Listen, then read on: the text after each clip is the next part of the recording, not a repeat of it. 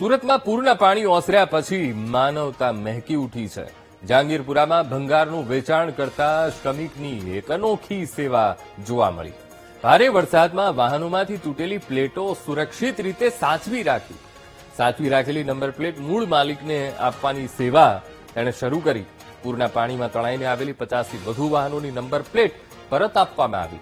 RC બુકના આધારે verification કરીને મૂળ માલિકને આ નંબર પ્લેટ પરત કરી રહ્યા છે. ગૌતમભાઈની સેવાથી લોકો આરટીઓના ધક્કા ખાવામાંથી બચ્યા છે.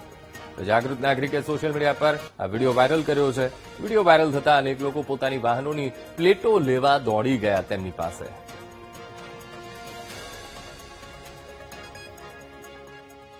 અહીંયા પાણી ભરાયેલું હતું તે એમાં નંબર પ્લેટ બધી મળેલી હતી. કેટલી નંબર પ્લેટ હતી? નંબર પ્લેટ હતી 40 થી 50 જેવી નંબર પ્લેટ હતી. તમે કેટલા વર્ષથી આ કઈ જગ્યા પર રહો છો? અહીંયા પોટલીકન ગાર્ડન અમારે રહેવાનું છે. 10 વર્ષથી રહીએ. અને આ નંબર પ્લેટ તમે કેવી રીતના વેરીફાઈ કરીને આપો? વેરીફાઈ તો કરીએ છીએ, એમનો આરસી બુક લઈએ છે, એમાં જોઈને પછી અમને આપીએ છીએ. હું આ રસ્તાથી અવારનવાર મારે જવાનું હોય છે અને જેથી કરીને અહીંયા પાણી વધારે ભરાયેલા હતા.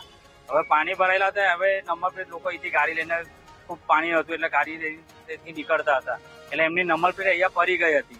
જેથી કરીને લગભગ રાતે 11 વાગ્યાની આસપાસ આ ભાઈએ બધી પાણી ઉતાર્યા છે તો નંબર કલેક્ટ કર્યા છે બધી પ્લેટો અને નંબર કલેક્ટ કર્યા એટલે એમને મૂકી રાખી હતી. એટલે મારે અહીંથી જવાનું હતું એટલે મેં સોશિયલ મીડિયા થ્રુ મેં વિડીયો બનાવ્યો અને ભાઈને એમ કીધું કે ભાઈ આ કોઈ પણ વ્યક્તિ આવે તેને આરસી બુક સિવાય તમારે આ વિડીયો નંબર પ્લેટ છે તે આપવાની થતી નથી. આરસી બુક બતાવે પછી વેરીફાઈડ કરીને તમારે આપવાની રહેશે.